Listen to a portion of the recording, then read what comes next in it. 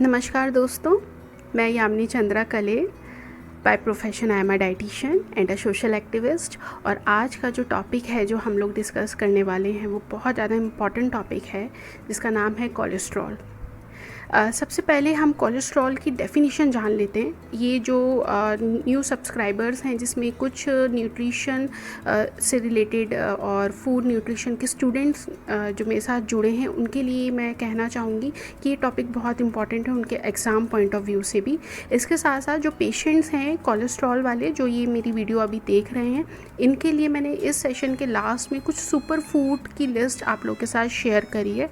तो कोशिश करिएगा मेरी ये वीडियो शुरू से आखिर तक ज़रूर देखिए सो दैट आपको पता चले कि कोलेस्ट्रॉल हमारे लिए अच्छा है, बुरा है, और अगर बुरा है तो क्यों बुरा है, अच्छा है तो क्यों अच्छा है, और हम किस तरह से अपना गुड कोलेस्ट्रॉल अपने शरीर में इंक्रीज़ कर सकते हैं और बैड कोलेस्ट्रॉल को ख़त्म कर सकते हैं। सो दोस्तों, सबसे पहले बात कर लेते हैं कि कोलेस्ट्रॉल क्या होता है। कोलेस्ट्रॉल एक वैक्सी फैट लाइक सब्सटेंस होता है, पदार्थ होता है, मोमी पदार्थ कहते हैं, जो हमारी आर्टरीज़ के अंदर डिपॉजिट हो जाता है, एक्युमुलेट हो जाता है, जिसके वजह से जो ब्लॉकेज है, जो आर्टरीज़ का काम क्या होता है, हमारे हार्ट को ब्लड सप्लाई करना, राइट। तो क्या होता है कि जब ये कोलेस्ट्रॉल इन आर्टरीज़ में डिपॉजिट होना शुरू हो जाता है तो जो आर्ट्रियल वॉल जो होती है, आर्टरीज़ की जो मेम्ब्रेन होती है वो थिक होनी शुरू हो जाती है। थिक होने की वजह से उनका जो ब्लड प्रेशर जो उनमें जनरेट होता है ब्लड फ्लो के लिए वो इंक्रीज़ होना शुरू हो जाता है। क्यों? क्योंकि नैरो हो जाती है। जैसे जैसे थिकनिंग शुरू हो जाती है आर्टरीज़ नैरो होनी शुरू हो जाती हैं और ब्लड को ज़्यादा प्रेशर एक्सर्ट करना पड़ता है उन आर्टरीज़ में फ़्लो करने के लिए। इस वजह से आपने देखा होगा जो भी कोलेस्ट्रॉल के पेशेंट्स होते हैं उनका बीपी भी हाई होने लगता है एक एज के बाद। तो कोलेस्ट्रॉल यहाँ पे मैंने आपको बताया वैक्सी फैट लाइक सब्सटेंस होता है। क्यों हमें कोलेस्ट्रॉल की ज़रूरत है? ये वाकई क्या बैड होता है हमारे लिए, ये बहुत बुरा है हमारे लिए? नहीं, ऐसा नहीं है। Excess of everything is bad. तो यहाँ पे कोलेस्ट्रॉल हमारे शरीर को कुछ एसेंशियल हार्मोन्स भी सप्लाई करता है, यहाँ तक कि ये जो भी हम सनलाइट के थ्रू विटामिन डी हमारे शरीर में बना रहे होते हैं, जो बोन्स के लिए बहुत ज़्यादा ज़रूरी होता है, वो भी इस कोलेस्ट्रॉल की हेल्प से ही बन रहा होता है। इसके साथ साथ ये हमारे बॉडी के अंदर फूड को डाइजेस्ट करने के लिए कुछ इतने अच्छे इम्पॉर्टेंट पदार्थ बनाता है जिससे हमारा जो पाचन क्रिया जो प्रोसेस है वो इफ़ेक्टिव हो जाता है, डाइजेशन इम्प्रूव होता है। तो कोलेस्ट्रॉल को अगर हम देखा जाए तो हम ये कहेंगे कि ये इनहेरेंटली बैड नहीं है, बट इसकी एक्सेस होने की वजह से ये कई बीमारियों का रूप ज़रूर ले लेता है। अब कोलेस्ट्रॉल की अगर मैं बात करूं तो जब भी हम किसी पेशेंट का सुनते हैं कि उसको कोलेस्ट्रॉल है तो हमारे दिमाग में सबसे पहले ये आता है कि अरे उसके दिल को खतरा है, उसको ब्रेन हैमरेज हो सकता है, या फिर उसको हार्ट अटैक जैसी प्रॉब्लम आ सकती है, उसका बीपी हाई हो सकता है। एग्जैक्टली बढ़ता हुआ ख़राब कोलेस्ट्रॉल यही सब बीमारियों की शक्ल में सामने आता है। कोलेस्ट्रॉल सिर्फ मोटापे की वजह से ही नहीं, कई बार ये जीन्स के थ्रू भी हम अपने पेरेंट्स से क्रिस क्रॉस इनहेरिटेंस के थ्रू ये cholesterol. There are two important sources जहाँ से कोलेस्ट्रॉल हमारे शरीर में बनता है। नंबर 1 इज़ द लीवर हमारे शरीर में कोलेस्ट्रॉल को बनाता है, और नंबर 2 इज़ जो हम डाइट में कोलेस्ट्रॉल रिच फूड्स ले रहे हैं उनकी मदद से हमारे शरीर में कोलेस्ट्रॉल पहुंचता है। अगर लीवर यहाँ पे इफ़ेक्टिवली काम नहीं करता है या फिर एक्सेस में कोलेस्ट्रॉल बन रहा होता है तो यहाँ पे फ़ैट का डिपॉजिशन लीवर के चारों तरफ शुरू हो जाता है, जिसको हम फैटी लीवर कहते हैं। इसलिए आपने देखा होगा जिन लोगों का लाइफ स्टाइल बहुत ज़्यादा सेडेंट्री होता है, जिनको टाइप ए पर्सनैलिटी या फिर वर्कहॉलिक्स होते हैं, मतलब सिटिंग जॉब्स जिनकी होती है, तो उनके अंदर फैटी लीवर जैसी प्रॉब्लम बहुत ज़्यादा सामने आती है। और अल्टीमेटली यही फैटी लीवर का रीज़न है कि वो कोलेस्ट्रॉल को इफ़ेक्टिवली मेटाबोलाइज नहीं कर पाता, बुरे कोलेस्ट्रॉल को ब्रेक करके हमारे शरीर से बाहर नहीं निकाल पाता, और वो बुरा कोलेस्ट्रॉल, बैड कोलेस्ट्रॉल जो है हमारे शरीर में एक्युमुलेट होता चला जाता है। इसलिए दोस्तों, कोलेस्ट्रॉल का विद इन रेंज रहना इज़ वेरी वेरी इंपॉर्टेंट। इसके बाद ज़रूरी नहीं है कि कोलेस्ट्रॉल जो है डाइटरी अनहेल्दी डाइटरी हैबिट्स की वजह से ही हमारे शरीर में बनता है। कई बार जेनेटिक्स भी is also responsible for this cholesterol. हमारे फादर्स को कोलेस्ट्रॉल की प्रॉब्लम थी, वहाँ से हमारे पास क्रिस क्रॉस इनहेरिटेंस के थ्रू ये कोलेस्ट्रॉल चला आया है। इसके अलावा कई बार हमारे पास डायबिटीज़ एक ऐसी प्रॉब्लम है जिसकी वजह से भी कोलेस्ट्रॉल की प्रॉब्लम सामने आती है। नंबर थर्ड इज़ दी हमारा लाइफ स्टाइल। वर्कहॉलिक हैं, सेडेंट्री लाइफ स्टाइल है, एक जगह बैठ के काम करते रहते हैं, कोई एक्सरसाइज नहीं, कोई वर्कआउट नहीं, बस और एक्स्ट्रा मंचिंग चलती रहती है हर वक्त, तो तब भी कोलेस्ट्रॉल का डिपोजिशन हमारे शरीर में अपनी रेंजेस को क्रॉस कर जाता है। तो यहाँ पे एक रिसर्च सामने आई है रिसेंटली अमेरिकन डायटेटिक्स एसोसिएशन की तरफ से भी और अमेरिकन हार्ट इंस्टीट्यूट की तरफ से भी कि जो हर 5 में से एक जो पेशेंट है उसके अंदर कोलेस्ट्रॉल सीवियरली हाई आपको मिलेगा, साथ में उसका बीपी भी हाई मिलेगा और उसको फ्यूचर में होने वाली हार्ट से related problems are very common. इसके साथ साथ Indian Council of Medical Research का भी कहना है कि एक टाइम था कि जो कोलेस्ट्रॉल की प्रॉब्लम थी ये 55 साल से बड़ी उम्र के लोगों में सामने आती थी, बट अब क्या है, आप इंडिया में देख सकते हैं कि जो हमारा यूथ है काफ़ी यंग एज में ही उनको कोलेस्ट्रॉल, बीपी जैसी प्रॉब्लम्स सामने आ रही हैं। इसके साथ साथ हम बात कर लेते हैं अब what are food rich in cholesterol. सबसे पहले अगर आप रेड मीट वगैरह, पोर्क वगैरह लेते हैं तो आप बिल्कुल इसको अपनी डाइट में से एलिमिनेट कर दीजिए। रेड मीट जो है सबसे बड़ा सोर्स है बैड कोलेस्ट्रॉल को एक्यूमुलेट करने का आपके शरीर में। इसके साथ साथ जो सॉसेज वगैरह होते हैं, चिकन, एग, येलो पार्ट जो एग का हम लेते हैं, एक रिसर्च में ये भी कहा गया है कि जो येलो पार्ट होता है एग का, योग जिसको हम कहते हैं, उसके अंदर गुड कोलेस्ट्रॉल होता है, तो आप ये ले सकते हैं। बट मेरा मानना ये है कि अभी थोड़ा ये कंट्रोवर्शियल है कि क्योंकि हम हॉस्पिटल्स में जब हम डाइट रिकमेंड करते हैं पेशेंट को तो हम उनको स्पेसिफिकली कहते हैं कि येलो आपने पोर्शन नहीं खाना है, आपने वाइट पोर्शन ही खाना है। तो क्यों अननेसेसरी कंट्रोवर्सी में पड़ना ना, जब हमें पता है कि कोई चीज़ हमारे शरीर में ज़रूरत से ज़्यादा ऑलरेडी है तो हम क्यों और उसको ख़तरे में डालें अपने शरीर को। तो कोशिश करिए येलो पोर्शन निकाल ही दीजिए एग का।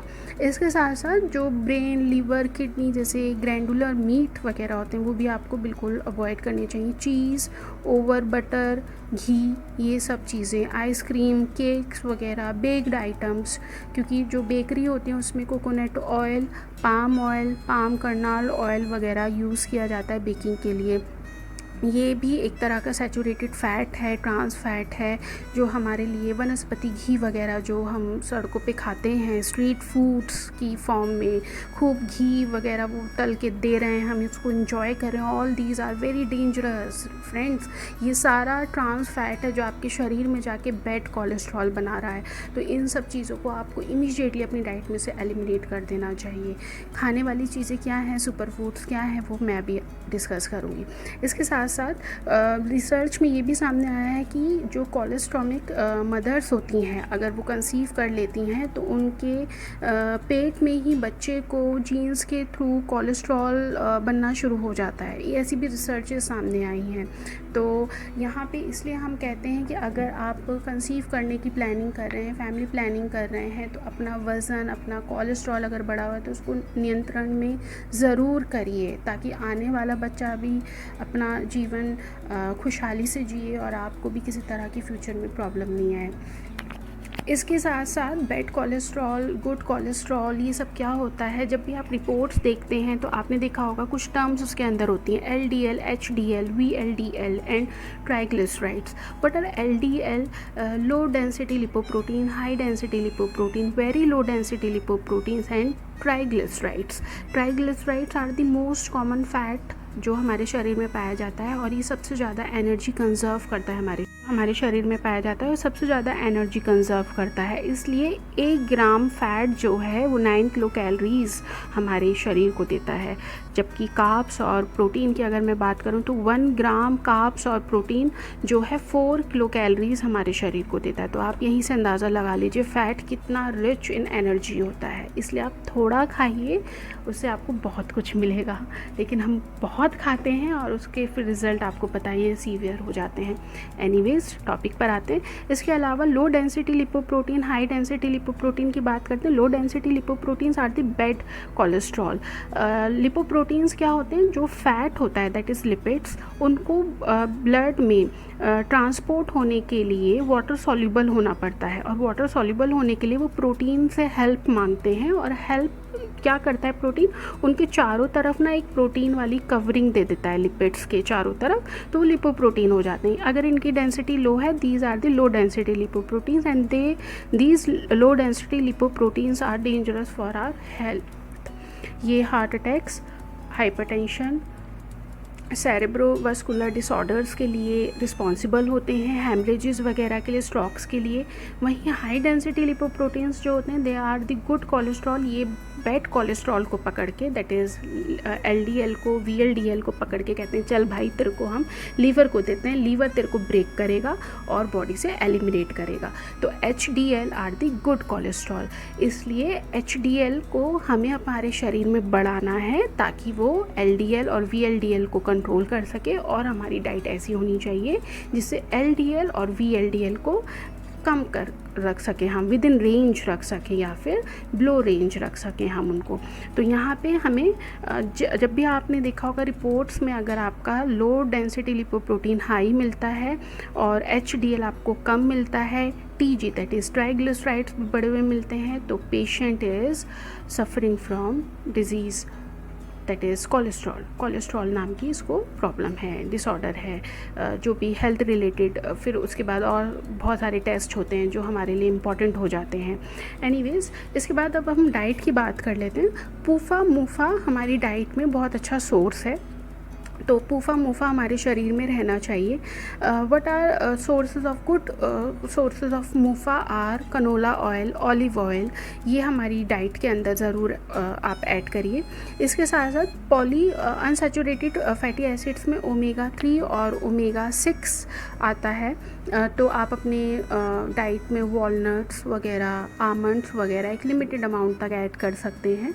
सोयाबीन ऑयल, वीट, बाजरा, ग्रीन लीफी वेजिटेबल्स, मेथी, मस्टर्ड ऑयल वगैरह आप अपनी डाइट में ऐड कर सकते हैं। कुछ मेरे पेशेंट्स ने मेरे से पूछा था कि मस्टर्ड ऑयल हम यूज़ कर सकते हैं, तो मैंने उनको यही सलाह दी थी, बिल्कुल कर सकते हैं। Mustard oil is the good source of मूफा, but कोशिश तो आप 3 से 4 तरह के तेल अपनी डाइट में ऐड कर सकते हैं। एक जगह उनको मिक्स करके रख लीजिए, जिसमें rice bran oil, groundnut oil, canola oil या फिर ऑलिव ऑयल, ये 3-4 तेल एक जगह मिक्स करके रख लीजिए।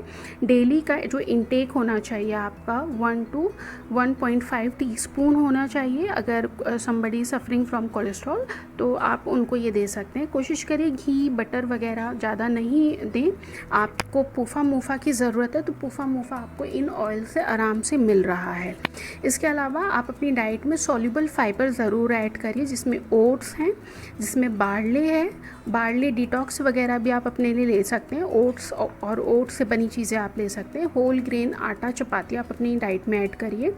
इसके बाद हम बात कर लेते हैं सेकंड सुपर फूड की, दैट इज़ लेग्यूम्स, दालें, राजमा, छोले, चने, मूंग दाल वगैरह सब कुछ काफ़ी अच्छा सोर्स है गुड कोलेस्ट्रॉल का आपके शरीर के लिए, और ये बैड कोलेस्ट्रॉल LDL को कंट्रोल करने में भी आपकी हेल्प करता है। तो अपनी कोशिश करिए आप अपनी डाइट के अंदर सभी तरह की दालें, राजमा, छोले, हरे चने वगैरह, काले चने आप अपनी डाइट में ज़रूर ऐड करें। नट्स की अगर मैं बात करूं तो ओमेगा 3 का बहुत अच्छा सोर्स है आमंड्स वगैरह, आमंड्स और वॉलनट्स। तो आप ये अपनी डाइट में अपनी डाइटिशियन से पूछ के, अपनी डाइटिशियन से डिस्कस करके एक लिमिटेड अमाउंट में ज़रूर ऐड करें। इसके अलावा ऑयल के बारे में मैं आपको बता चुकी हूँ कि कैसे 3 से 4 तरह के ऑयल मिक्स करके आप अपनी डेली रूटीन में इस्तेमाल कर सकते हैं। बात कर लेते हैं फ्रूट्स की, तो Apple, strawberry, kiwi, citrus fruits like oranges, ये सब आपके लिए बहुत अच्छे हैं। तो कोशिश करिए आप अपनी डाइट में सिट्रस फ्रूट्स, एप्पल, कीवी, आप इसके डिटॉक्स भी अपने लिए ऐड कर सकते हैं, जो एम्प्टी स्टमक आप पी सकते हैं, शाम को पी सकते हैं। अब जैसे समर आ रही है तो आप अपने लिए फ्रूट डिटॉक्स वगैरह ले सकते हैं, काफ़ी अच्छे होते हैं, फुल फीलिंग देते हैं आपको, फ्रेश करते हैं आपको, और इससे भी कोलेस्ट्रॉल कंट्रोल होता है क्योंकि इसके अंदर पैक्टिन, कुछ इस तरह के कंपाउंड्स होते हैं पैक्टिन नाम के, जो आपको काफ़ी इफ़ेक्टिव रिज़ल्ट देते हैं HDL को बढ़ाने में और LDL को कम करने में। इसके अलावा सोया प्रोडक्ट्स ज़रूर ऐड करिए आप अपनी डाइट में, जैसे कि टोफू वगैरह, सोया मिल्क वगैरह आप अपनी डाइट में। इसके अलावा सोयाबीन वगैरह, सोया चाप वगैरह आप अपने डाइट में ऐड कर सकते हैं। बहुत ज़्यादा बटर या फिर ग्रीसी बना के सोया चाप्स कंज्यूम मत करिए, सिंपल अपने घर में ही थोड़ा सा उसको ग्रिल्ड करके आप ले सकते हैं स्पाइसेस के साथ, अच्छे से अनियन, रॉ अनियन, टमाटो वगैरह के साथ अच्छे से सैलेड बना के आप सोया चाप वगैरह ले सकते हैं। इज़ वेरी हेल्दी, प्रोटीन का अच्छा सोर्स है और आपकी ये LDL को कंट्रोल करने में हाइपरटेंसिव पेशेंट्स के लिए भी बहुत अच्छा रहता है ये। इसके अलावा फाइबर के लिए मैं ओट्स बता चुकी हूँ आपको, और बार्ले मैंने आपको बता दिया है। और पूरे दिन में आप कोशिश करिए, ईसबगोल हस्क आता है मार्केट में, ग्रीन कलर का पैकेट आता है ईसबगोल हस्क, आपने डेली 2 टीस्पून ईसबगोल हस्क रात को सोते वक्त अपने दूध में मिला के वो ले लीजिए, या फिर पानी के साथ ले लीजिए, दही में भी मिला के आप ले सकते हैं। फाइबर का अच्छा सोर्स है क्योंकि हमारे शरीर को 25 to 30 ग्राम्स ऑफ फाइबर पूरे दिन में चाहिए होता है। तो आप 2 teaspoon isabgol husk is around 10 to 15 grams of fibre आपको यहीं से ईज़िली मिल जाएगा इसबगोल हस्क। इसके अलावा फ्रूट्स हैं, इसके अलावा सभी तरह की दालें हैं, वहाँ से भी आपको फ़ाइबर मिल जाएगा। फ़ाइबर आपकी हेल्थ के लिए बहुत अच्छा है, हार्ट के लिए बहुत अच्छा है, आपको हार्ट अटैक जैसी प्रॉब्लम से बचाएगा, कोलेस्ट्रॉल को कंट्रोल करने में आपको हेल्प करेगा। इसके अलावा एवोकाडोज़ जो है एक तरह का सुपर फूड है, वो बहुत इफ़ेक्टिव है, इसके रिज़ल्ट काफ़ी अच्छे देखे गए हैं। जिन लोगों को ईज़िली एवोकाडोज़ मिल जाते हैं उनको मैं ज़रूर अपनी डाइट में देती हूँ खाने के लिए। और एक रिसर्च भी सामने आई है, जो पेशेंट्स एवोकाडोज़ का जनरली इंटेक करते हैं पूरे दिन में 1 से 2, उनका रिज़ल्ट और उनका जिन्होंने एवोकाडोज़ नहीं खाते हैं उनके रिज़ल्ट में बहुत इफ़ेक्टिव रिज़ल्ट, मतलब आप कंपैरिजन कर सकते हैं कि कोलेस्ट्रॉल किस तरह से कंट्रोल में आ जाता है उन पेशेंट्स के जो एवोकाडोज़ ले रहे होते हैं, क्योंकि ये बहुत अच्छा सोर्स है मूफा का एंड फाइबर्स का।